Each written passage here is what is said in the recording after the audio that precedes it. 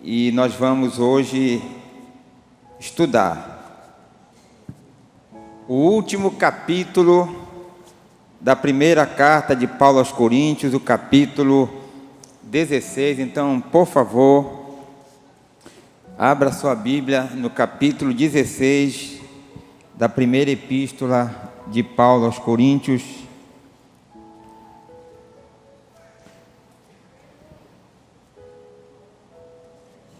O nosso material de apoio, que é a nossa revista, é a lição 13, que tem como título Planos e Saudação Final. O texto áureo diz assim: sede vigilantes, permanecei firmes na fé, portai-vos varonilmente, fortalecei-vos. 1 Coríntios, capítulo 16, verso 13. Verdade prática. A vida cristã, cheia de fé e boas obras, é a mais eficaz pregação do Evangelho. A leitura bíblica, 1 Coríntios, capítulo 16, são 24 versículos. Vamos ler, meus irmãos? Já que é o último capítulo, eu vou ler o primeiro e os irmãos vão ler o segundo e assim por diante. Diz assim, o verso 1 do capítulo 16. Ora, quanto à coleta que se faz para os santos, o mesmo que ordenei às igrejas da Galácia, fazei vós também.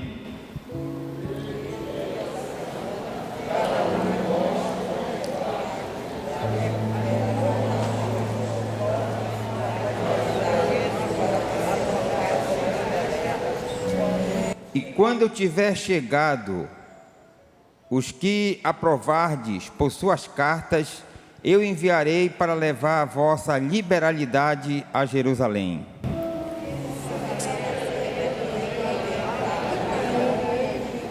Ora, eu irei até vós quando eu passar pela Macedônia, porque tenho de passar pela Macedônia.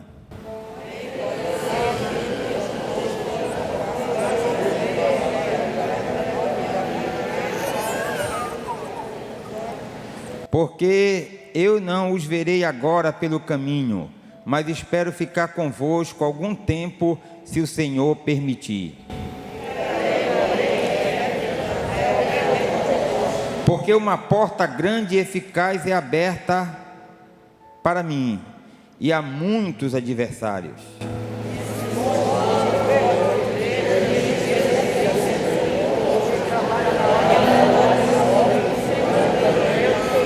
Portanto, não deixem nenhum homem desprezá-lo, mas conduzi-lo em paz, para que venha a ter comigo, pois o aguardo com os irmãos.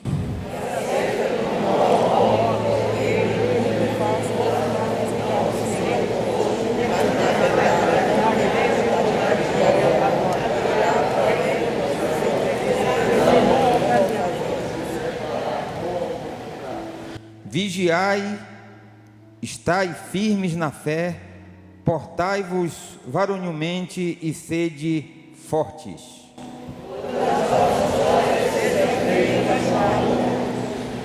Eu vos rogo, irmãos, sabeis que a casa de Estéfanas é as primícias da Acaia e que eles têm se dedicado ao ministério dos santos.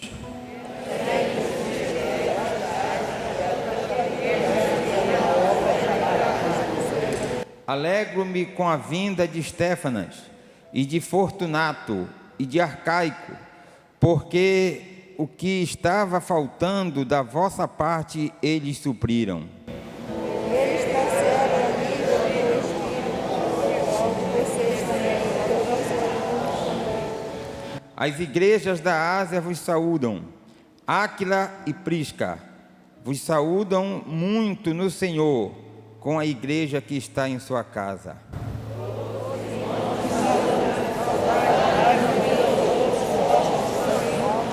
Saudação da minha própria mão, de Paulo.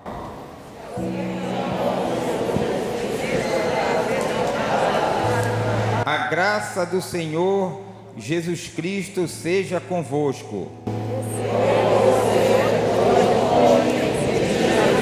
Glória a Deus. Vamos orar. Senhor, neste momento, acabamos de fazer a leitura de todo o capítulo 16 da primeira carta de Paulo aos Coríntios.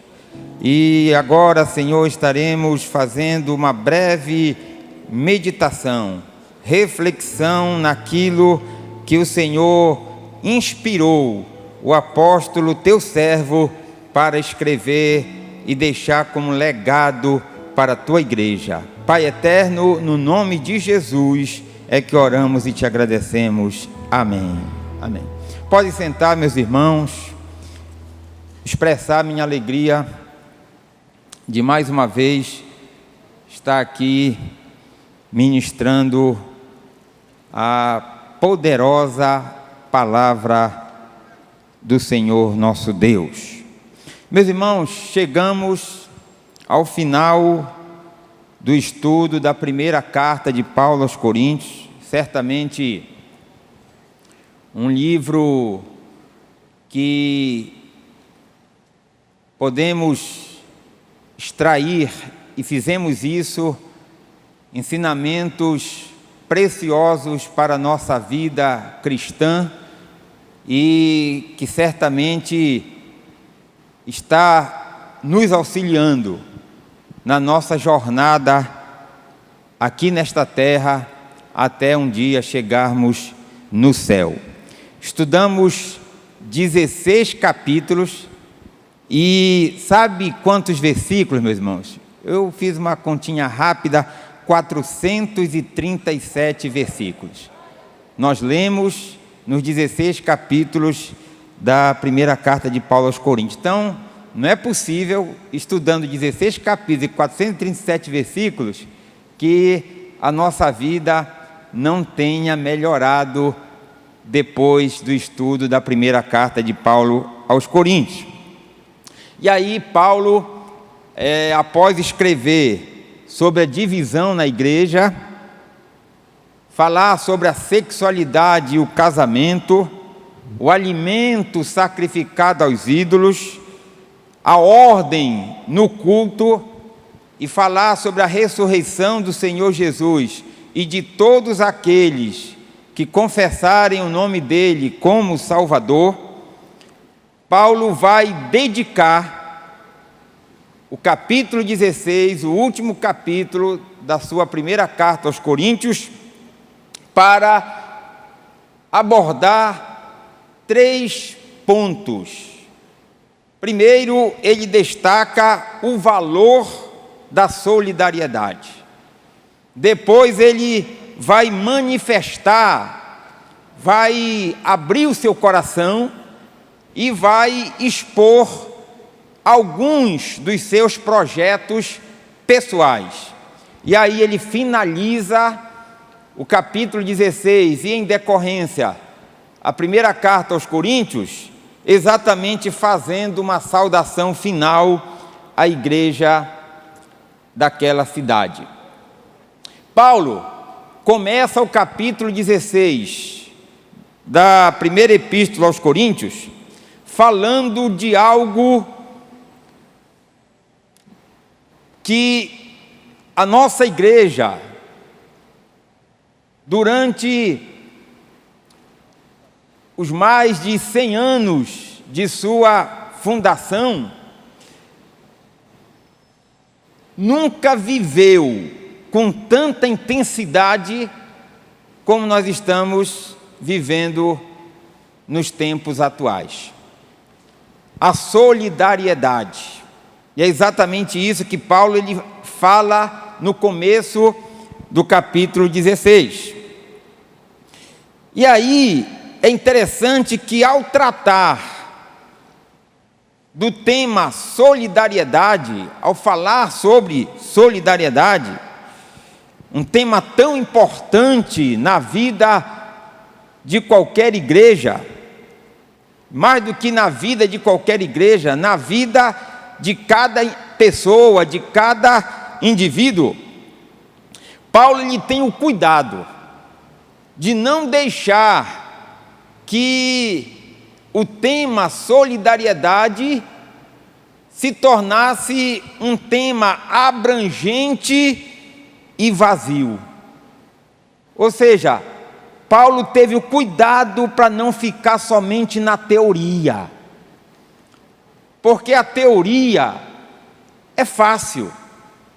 Como tem um ditado que diz assim: com a boca a gente faz tudo, mas Paulo, ele vai exatamente dar um direcionamento para as ações dos irmãos da igreja de Corinto no que diz respeito à solidariedade. Eu vejo esse direcionamento que o apóstolo Paulo deu para as ações de solidariedade da igreja de Corinto como se fossem critérios. Ou seja, Paulo estabeleceu 3 critérios para que a solidariedade que ele escreveu para a igreja de Corinto fosse uma ação solidária eficaz. Porque o importante, meus irmãos, não é praticar a solidariedade. O importante é que a solidariedade ela seja eficaz. Ou seja, alcance os seus propósitos, os seus objetivos. E aí eu vejo 3 critérios que Paulo deixa bem claro aqui no capítulo 16 de 1 aos Coríntios.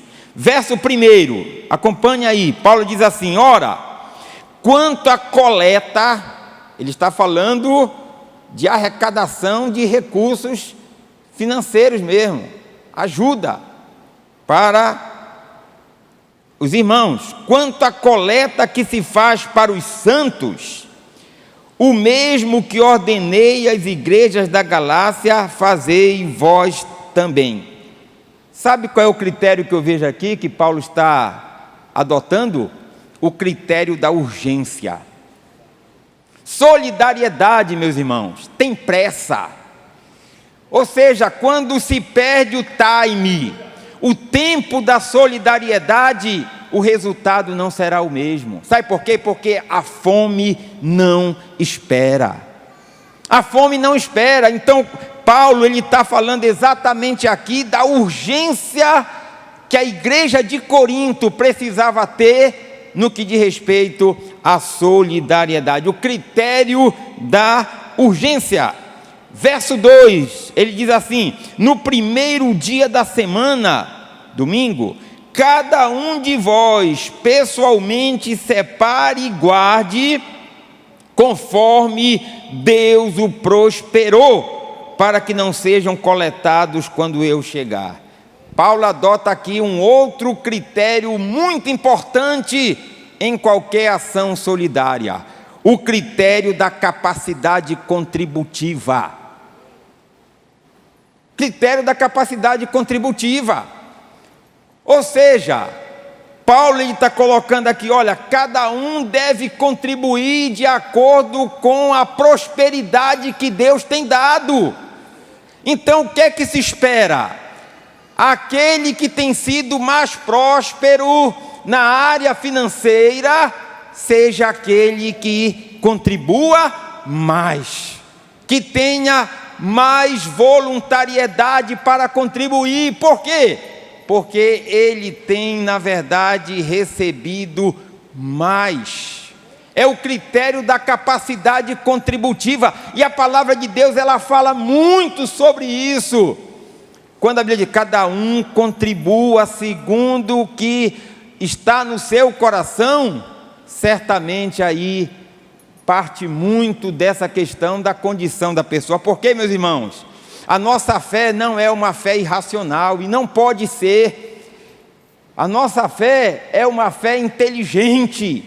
Não tem sentido aquele que tem pouco tirar o pouco que ele tem da sua mesa para colocar na mesa de uma outra pessoa. Não tem sentido. Ou seja, você pode e deve pegar, ainda que seja o pouco, mas dar uma parte para quem precisa, mas você não vai deixar a sua família com fome agindo dessa forma, porque aí seria uma fé irresponsável. Seria uma fé irresponsável. Então a questão da solidariedade passa também pela capacidade contributiva de cada um. Ou seja, a igreja, estou falando da nossa igreja, ela não pede nenhuma contribuição que esteja fora do alcance da sua membresia. É o critério da capacidade contributiva. E Paulo, ele teve esse cuidado ao dizer: conforme Deus o prosperou. E o terceiro critério que eu vejo aqui, que Paulo adota quando ele trata da solidariedade, está no verso 3. E quando eu tiver chegado, os que aprovardes por suas cartas, eu enviarei para levar a vossa liberalidade a Jerusalém. Ou seja, Paulo está usando o critério da maior necessidade. Porque necessidade, meus irmãos, se a gente for fazer uma análise geral, nós vamos chegar à seguinte conclusão: quase todos nós, uns mais, outros menos, temos necessidades. E aí não tem como socorrermos a todos. Não tem como, ainda que tenhamos boa vontade, voluntariedade, disposição no nosso coração, mas não tem como. E aí nós temos que aplicar, como Paulo orienta, a palavra de Deus nos orienta, o critério da maior necessidade. Quem é que tem mais necessidade? Quem é que está precisando mais? Aí Paulo, ele identifica: todas as igrejas estão precisando, mas tem uma que tem mais necessidade: a igreja de Jerusalém. Por que a igreja de Jerusalém? Por dois motivos. Na época, a cidade de Jerusalém estava passando por um período de grande fome. E a igreja era quem mais sentia, porque o número de pessoas desempregadas lá na igreja era muito grande, porque a igreja, ela era o quê? Perseguida. Ora, se os irmãos não tinham condições nem de estarem se reunindo no templo, imaginem irem para o trabalho.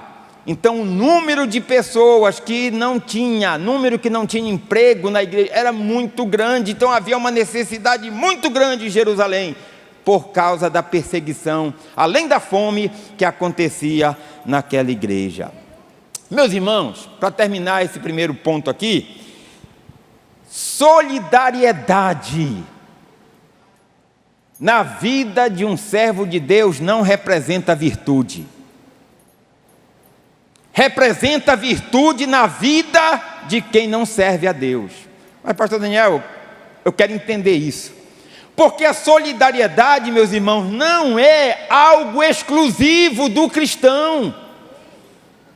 Nessa época de pandemia, isso aí ficou mais do que evidente.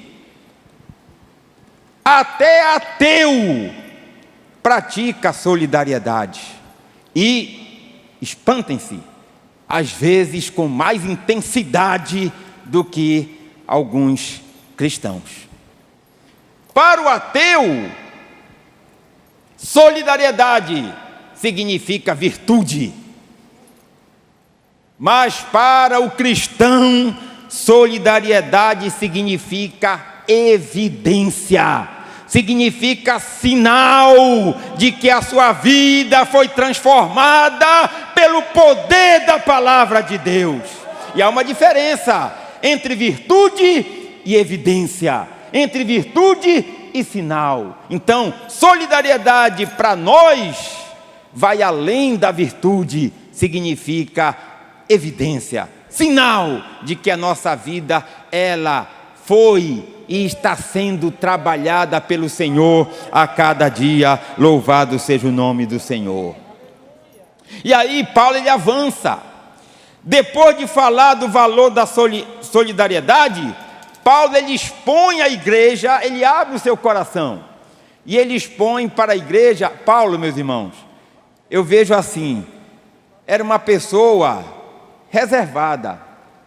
A gente percebe quando a gente lê as cartas de Paulo, ele pouco fala dele, ele às vezes coloca o seu exemplo, mas ele sempre focado em apresentar o Senhor Jesus, em apresentar o Evangelho, e aí ele pouco fala dele, Paulo, mas aqui ele vai colocar pelo menos 2 projetos pessoais diante da igreja de Corinto. O primeiro projeto que ele tinha é o seguinte: eu estou aqui em Éfeso, e a minha ideia, sabe qual é? Meu primeiro projeto é um dia voltar até Corinto, para ficar um tempo maior com vocês, porque quando eu estive aí eu fiquei pouco tempo, eu quero ficar um tempo maior com vocês. Primeiro projeto de Paulo.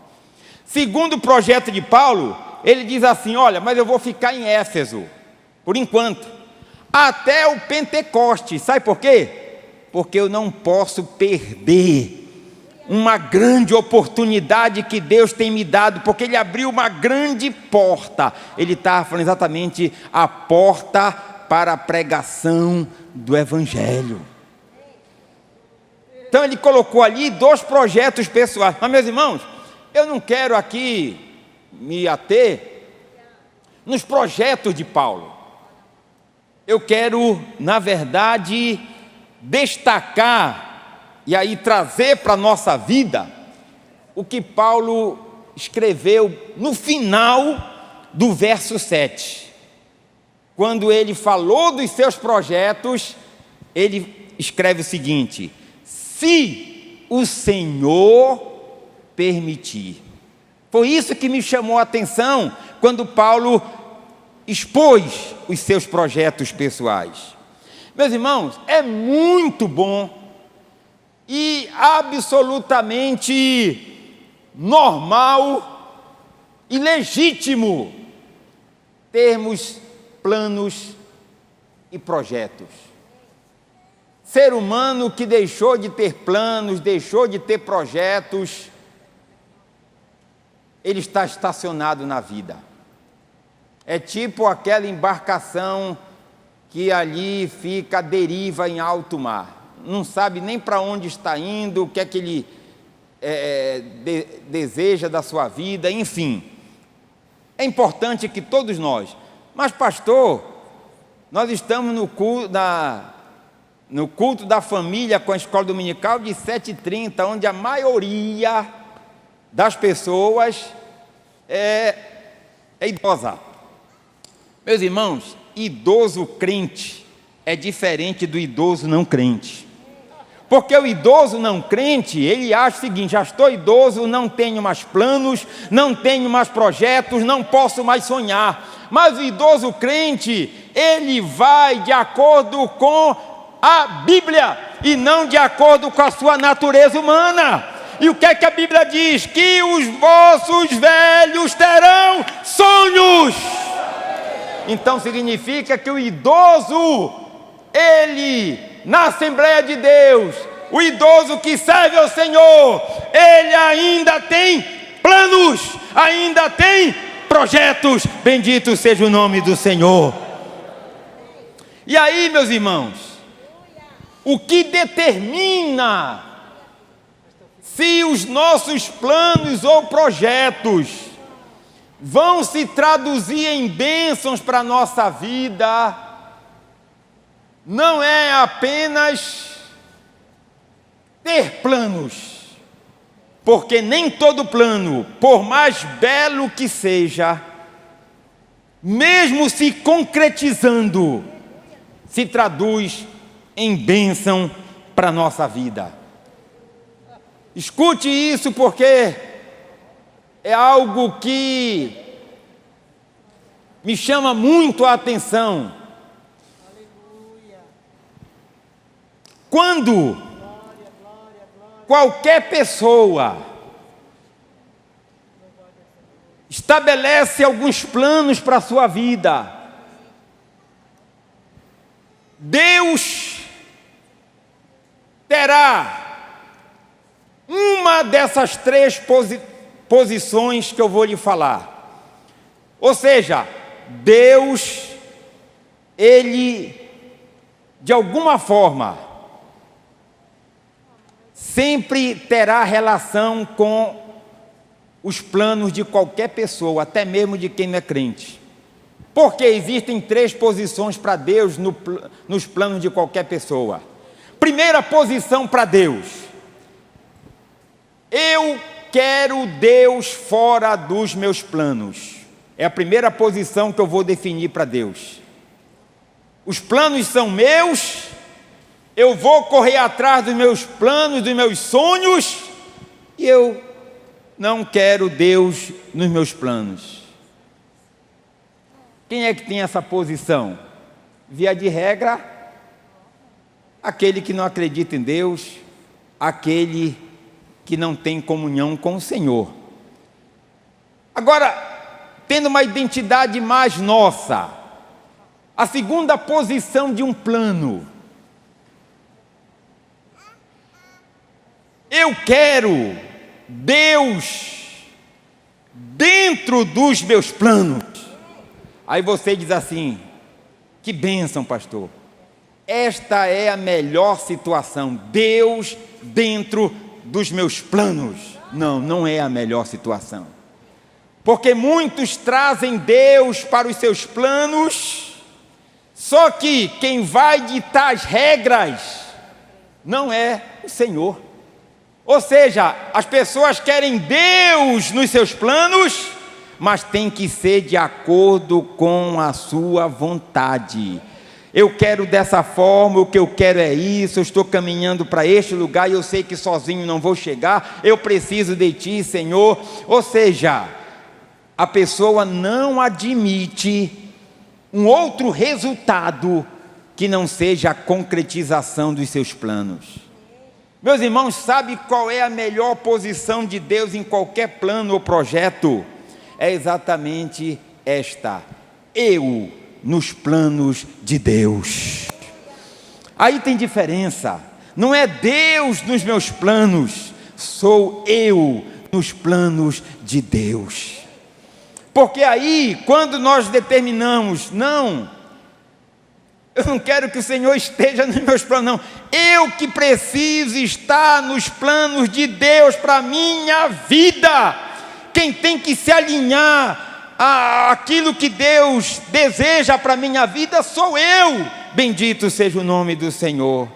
Por isso que às vezes pode até acontecer de a gente não estar entendendo muito o que está acontecendo na nossa vida, ou com alguém que nós amamos.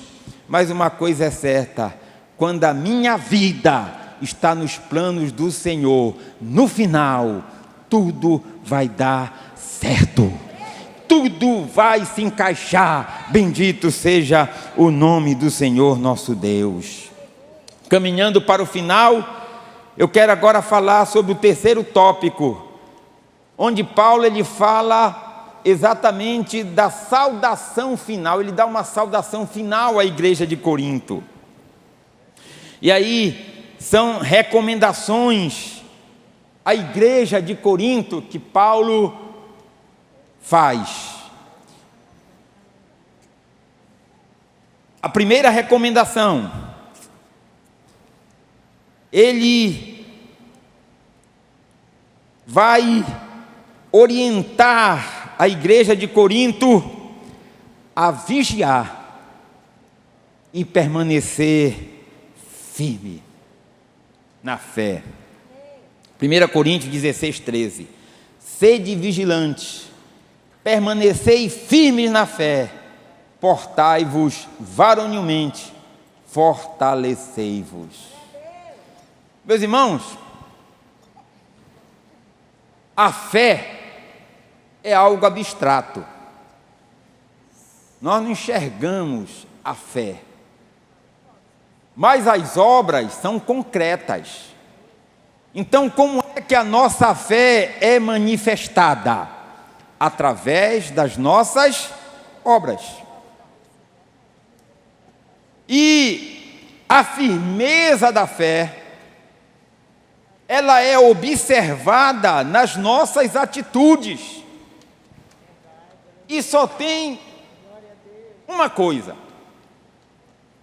capaz de firmar a nossa fé. Só tem uma coisa, não existe outra.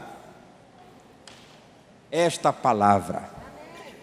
Somente a palavra de Deus pode firmar a nossa fé. Agora, sabe quando é que a nossa fé ela é firmada? Quando que a palavra de Deus é como uma espada de dois gumes. A palavra de Deus, em algumas situações, não está direcionada para a nossa vida, mas está direcionada para a vida de uma outra pessoa. Olha o que eu vou lhe dizer, meu querido irmão. É muito fácil falarmos que estamos firmes na fé, quando a palavra de Deus está voltada, direcionada para a vida de uma outra pessoa. O que é que eu quero dizer? Quando você vai num velório, não é difícil você dizer: todas as coisas contribuem para o bem daqueles que amam a Deus.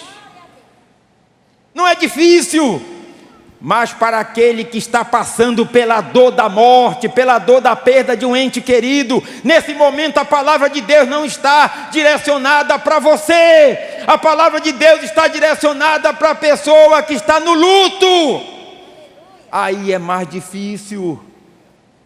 Mas se essa pessoa tiver a firmeza da fé, ela vai entender que realmente todas as coisas contribuem para o bem daqueles que amam a Deus. Agora, quando a palavra de Deus se volta para a minha vida, quando eu tenho que colocar em prática, como agora alguns irmãos sabem que o meu irmão está ali na UTI de um hospital, lutando pela vida, em estado grave, mas a mesma palavra que valeu, quando eu fui dar uma palavra para alguém dizer: olha, a vontade de Deus é suprema, é soberana, todas as coisas contribuem, vale também para mim neste momento, louvado seja Deus, porque a palavra de Deus, ela, ao mesmo tempo que está direcionada para uma outra pessoa, ela também está direcionada para a minha vida. E olha, meus irmãos, não existe cenário melhor para nossa fé se fortalecer, estar firmada, do que o cenário de luta, cenário de adversidade, porque quando tudo está bem, nós não temos parâmetros para verificar se a nossa fé de fato está firmada no Senhor ou não.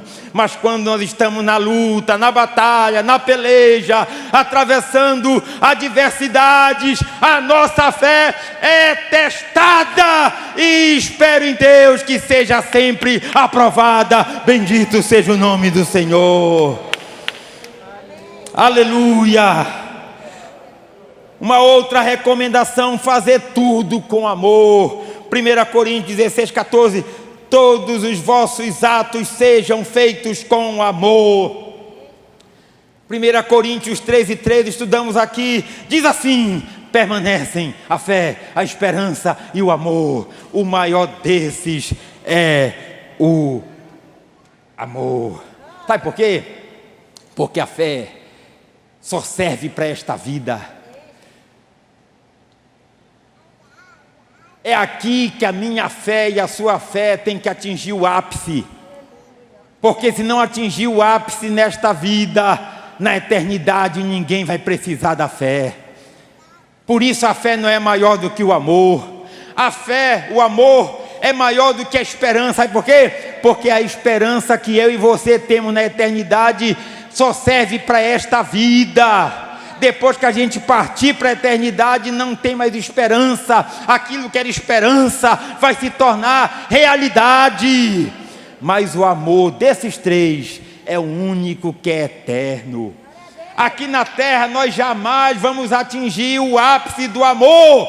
O ápice do amor nós vamos atingir na eternidade, porque nós estaremos ali frente a frente com o amor que é o nosso Deus. Bendito seja o nome do Senhor. E para finalizar, por favor, fique em pé para nós encerrarmos. O terceiro ponto aqui que Paulo fala na sua saudação: ósculo santo e maranata. Ósculo santo, Paulo estava falando para a igreja de Corinto. Na época, sabe como era a saudação? Beijo no rosto. Hoje, qual é a nossa saudação? Estou falando da Assembleia de Deus. Qual é?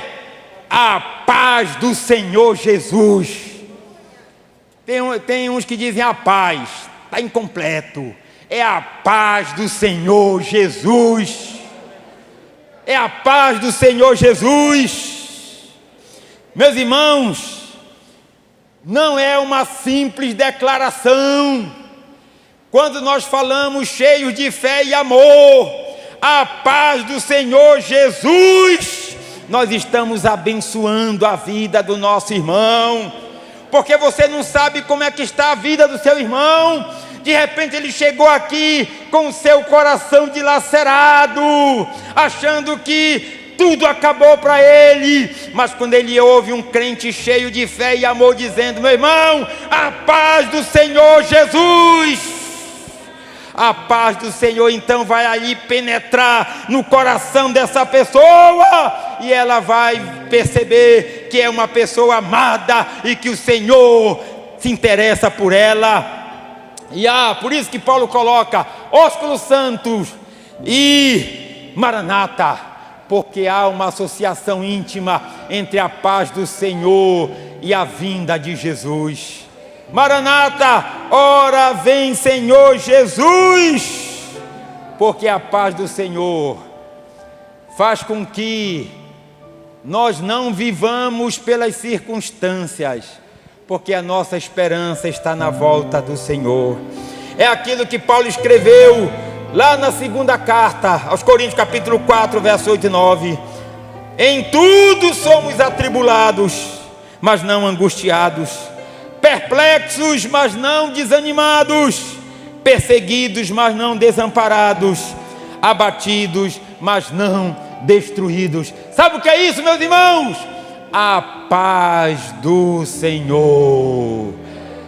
Para encerrar, sem tocar no seu irmão, porque nós somos obedientes e inteligentes, você vai se virar para o seu irmão, estender a mão e abençoá-lo com a paz do Senhor. A paz do Senhor, meu irmão. A paz do Senhor, minha irmã. A paz do Senhor e maranata, ora vem Senhor Jesus. Amém.